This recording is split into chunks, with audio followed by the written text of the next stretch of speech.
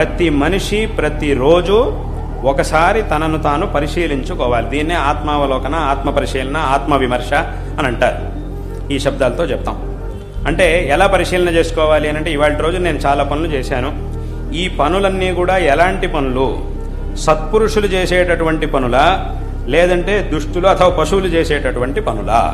ఎలాంటి పనులను చేశాను ఇవాళ రోజున నేను అనేటటువంటి విమర్శని ప్రతి ఒక్కరూ చేసుకోవాలి అని మనకి మన ధర్మం చెప్తోంది.